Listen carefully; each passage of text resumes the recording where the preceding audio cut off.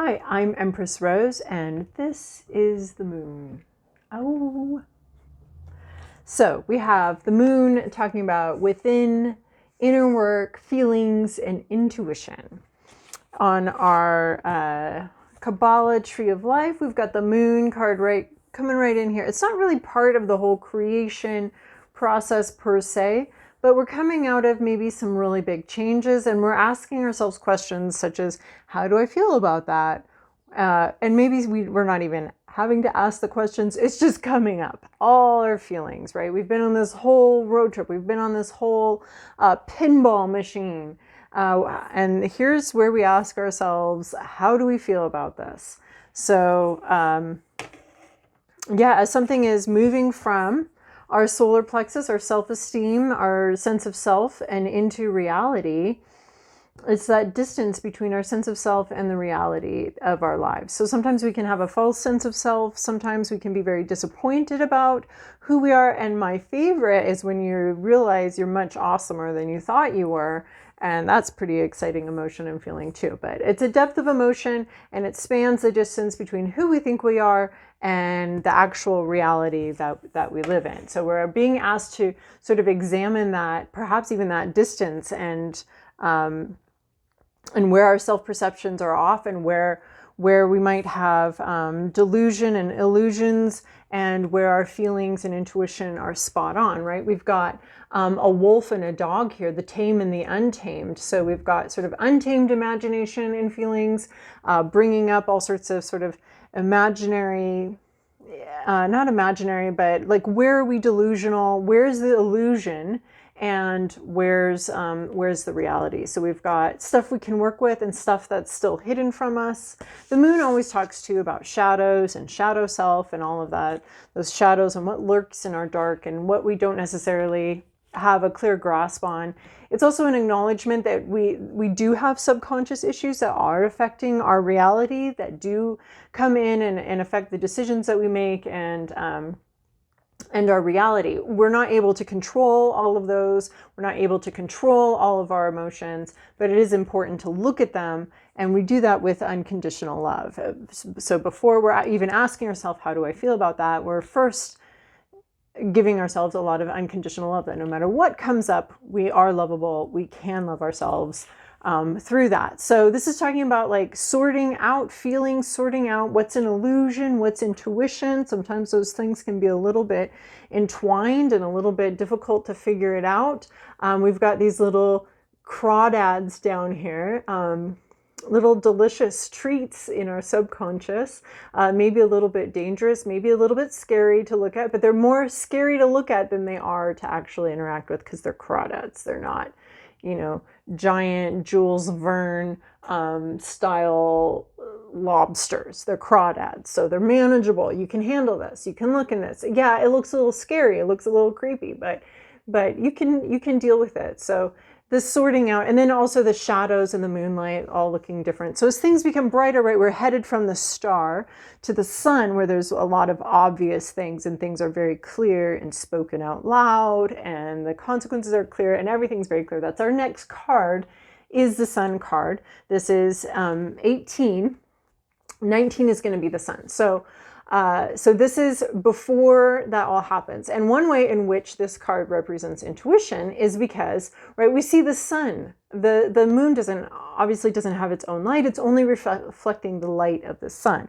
So that moon, it's not necessarily reality, but it's reflecting reality. And it's helping us to see and understand that there is a reality. There is the sun coming. We can't see the sun, but we can see the reflection of the sun. So it's like looking in a mirror, and you can't see the person next to you. Maybe there's a wall between you and you can't see them. But if there's a mirror in front of you, which would be this moon, this reflective space of reflection, self-reflection, all that, if we're looking into that, we can actually see the reality that's in the next room. We can see around corners with mirrors.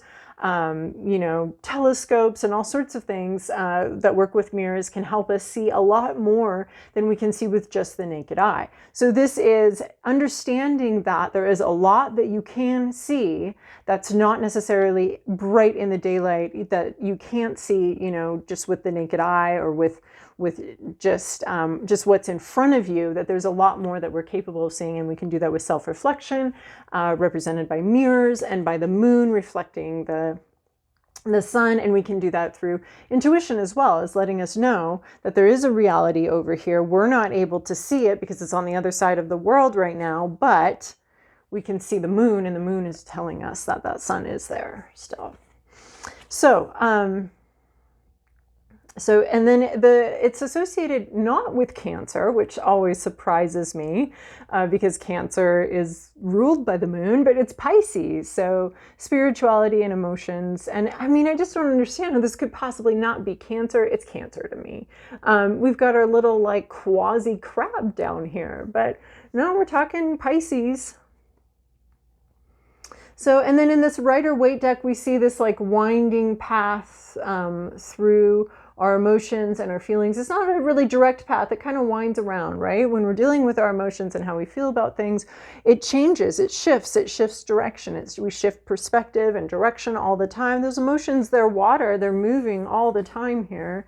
And I love how the moon can pull on the water and on the water here, right? The moon creates the tides, it creates movement in the water, movement in our emotions. So our emotions can actually tell us quite a bit. They're here to inform us about our environment. They're another feeling, right? We have our touch, our sight, whatever. Emotions are also another feeling that can give us a lot of information. Ouch, this hurts. I don't like that. Yes, I do like that. That feels really good. Can give us a lot of information about what's going on in our environment and can inform our choices. We don't want them necessarily dictating our choices, but we do want them informing our choices, such as where am I going to dock and when am I going to dock? Sometimes we have to dock and we have to just figure it out, but sometimes we can make our lives a little easier by waiting for the water to be at a certain level so that, you know, especially as we're, you know, unloading our boat, we're not just going straight up a hill here, making everything much more difficult for ourselves. So there's flow here. And there is a sense of paying attention to that flow, paying attention to those emotions, because they do tell us something and they aren't closely related to intuition. So just because we feel something doesn't mean it's necessarily the truth about a whole situation and everybody else in the situation. Emotions are great trust but verify situations. So that's what we're talking about with the moon card.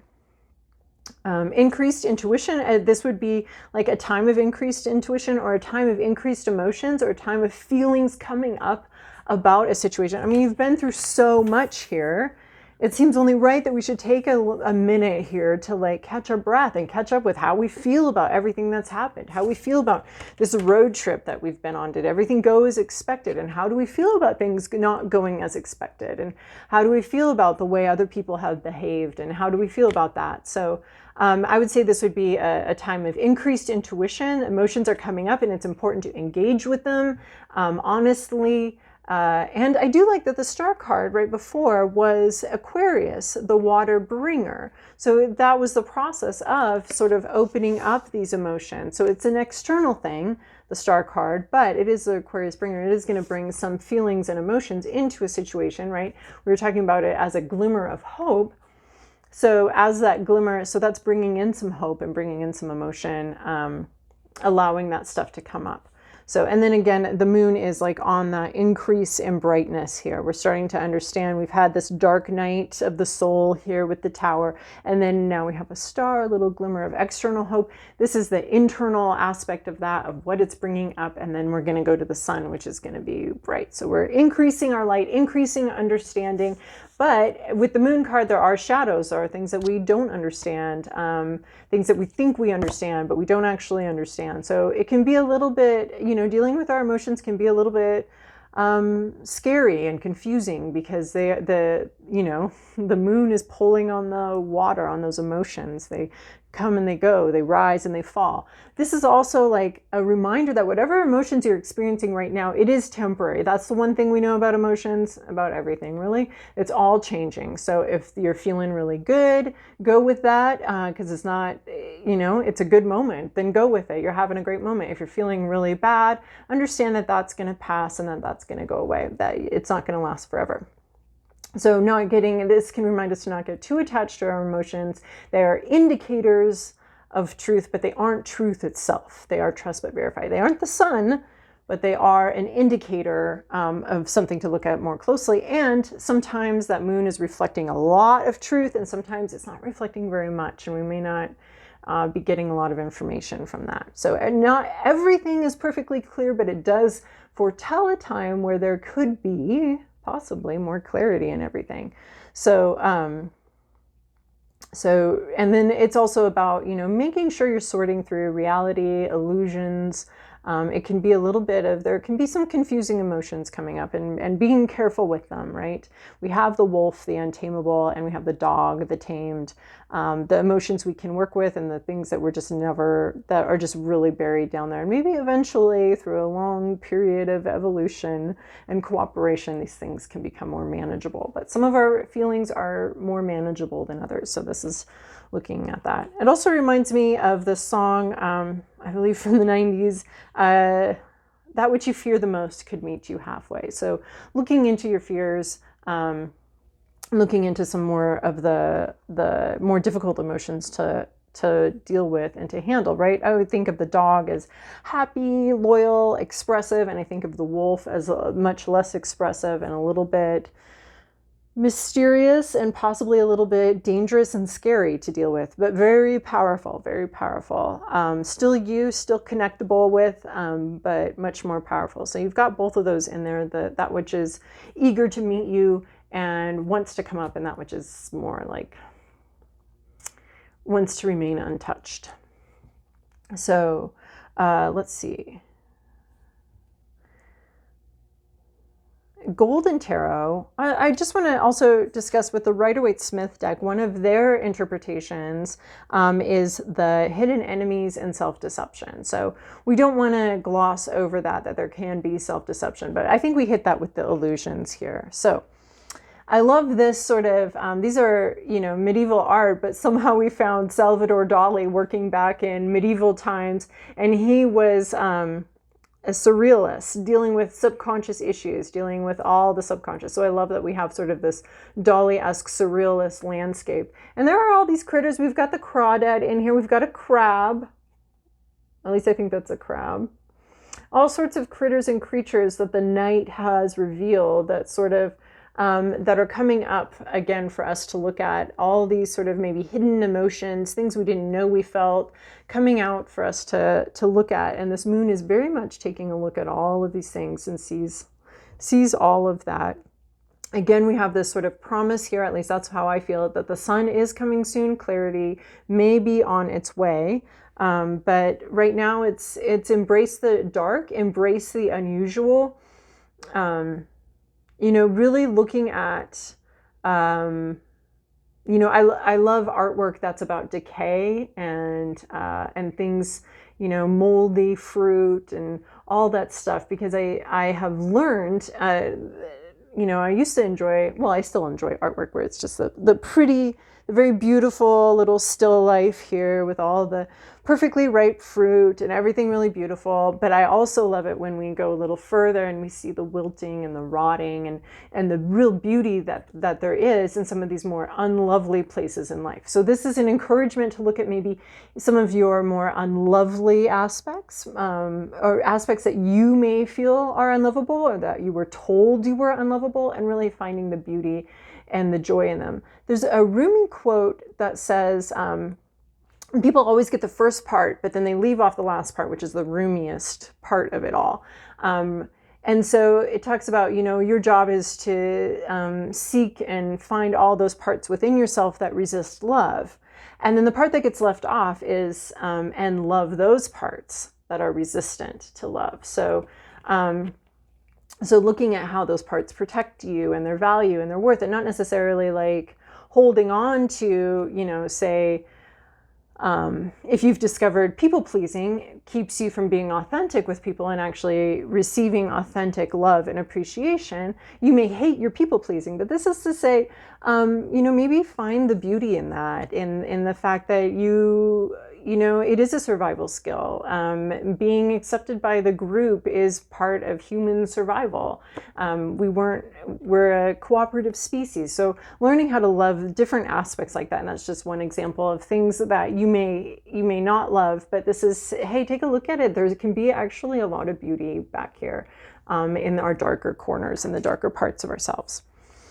So, and this is from the Muse deck. We have, she is fully, I always like to think she's like flashing the moon here. Like she's fully exposed. We see some things very clearly, but then these ones are looking away. They can't look at the moon. So this is sort of an acknowledgement that there may always be things that we don't even know about ourselves. And that's really important to understand. There may be things that we don't want to look at, things that we're not ready to look at. And that's important too when we're dealing with the moon card. There may be aspects that we aren't quite ready to see. And that's okay. That's fine. We don't have to look at all of who we are, the good, the bad, the beautiful, the ugly. We don't have to look at all of that at one time. But so we may not be ready to see everything, but what we are ready to see, we can see now in this one. So this one says, face your fears, or also it's okay to look at them sideways, not necessarily face them, but just kind of get a little glimpse of what they might be like, and maybe prepare to face them later when you feel more ready. So things being revealed on an emotional level, and because we do have that very important denial mechanism, which comes up in the Two of Swords, we do have an important denial mechanism. So this keeps us from seeing things we're not ready to see. Denial does, and it's a safety feature. So so this is maybe a little bit of coming out of denial, something that you haven't been able to see. You've grown enough and you've developed enough that you can look at it and you can see it. And I love the Santa Muerte. This is one of my favorite cards out of this deck, is this self-reflection, seeing. So you can't, I don't know if you can see it, but she's a skeleton here. So seeing who you really are and self-reflection. And I love that her little cup here is also reflecting the moon, reflecting what truth there is available in whatever phase, whether it's full moon, full availability of your emotions, or whether there's just a little sliver to look at. But I like how her cup is very calm. This reminds me of meditation and how crucial that can be in really looking below the surface and our emotions. And here she is, she's making contact actually. And the ripple effect of seeing who you really are, and the ripple effect of dealing with your own inner life and your own emotions, and how that ripples out into reality. So I love the self-reflection here. And I like to think that she maybe spent 20 minutes meditating before she looked into this pond. That's why her cup is so calm here, so that she can really, really get in deep there and look. So quieting your mind so that you can see the reality and the truths about yourself. And some of those are going to be wonderful. We're not just talking about horrible, ugly truths about ourselves. Those aren't the only truths we hold. Sometimes we don't even see our more wonderful, beautiful aspects as well. And that takes self-reflection to see those too. So mystical moments, speaking of beautiful, this is such a beautiful card. Mystical moments, here she is, the moon out here, this sort of wild companion, her wild companion with her. She looks very sophisticated, like she's maybe been at a ball or something very cultural here. And now she's out in the wild, and this wild part of her is out with her companion. But we also have, now we have in the silence, we have these things coming up from the deep. So this is also, you may not see what I see here, but I see a tapeworm. And I see that, you know, we entice the tapeworm out. I've always imagined it like you put an apple in your mouth.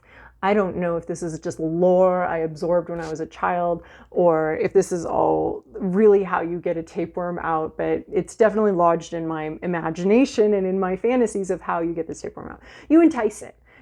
So this is what it reminds me of, is some sort of part of yourself that may actually be endangering you in some way, or sucking the life out of you, a fear possibly coming up, and we want to entice it up with an apple, and we don't put like a poison in our mouth in order to get that tapeworm up. We entice it forward with an apple, with some sweetness and some love. So this is something within that may actually be lurking within, that may actually be a little bit dangerous, or a little bit having a profound effect on your life coming up.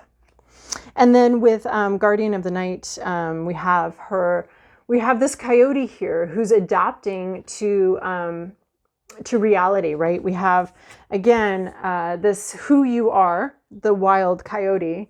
Reality is it's a city now. Like they built the city up around your home.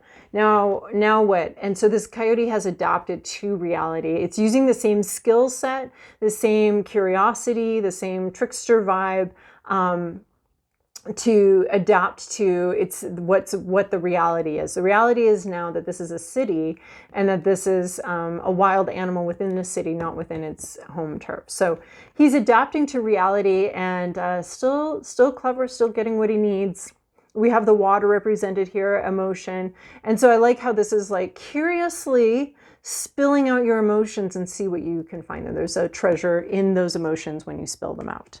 So reversed could be about over intellectualizing a situation, shutting down your intuition, shutting down your feelings, not allowing your feelings to have any say in your life, not listening to them, shutting them down, overthinking, not seeing, it could be not seeing hidden threats and exposing secrets, inner secrets. This one, the moon card is very different in my opinion than the high priestess card. The high priestess card is more of external secrets, secrets other people may have, things that could be known that are being withheld from you. The moon card is more about your inner life and your feelings about a situation and what's coming up as this reality is coming in here. How is it affecting your self-perception? How is it affecting your feelings and that intersection? So it's more of an internal card of things we hide from ourselves, in my opinion. Similar cards in the Major Arcana. The whole cup suit deals with emotions. It's all a little bit a part of the moon card. Page of Cups, that emotional cup, and being surprised at the reality that you find in the cup. The reality is there's a fish in the cup. There's our Pisces right there. The reality is that there's a fish in the cup and being surprised by how you really feel. And then we have the Queen of Cups being very focused, someone very focused on how they feel and what their feelings are and wanting to understand them. And we also have Nine of Swords. So this would be the more illusion vibe here as far as like anxieties, fears, imagination taking over and sort of ruling the roost and kind of making a mess of your life. So that would be more the illusion aspect of feelings. So that's the moon card as I understand it. I hope that that was helpful for you.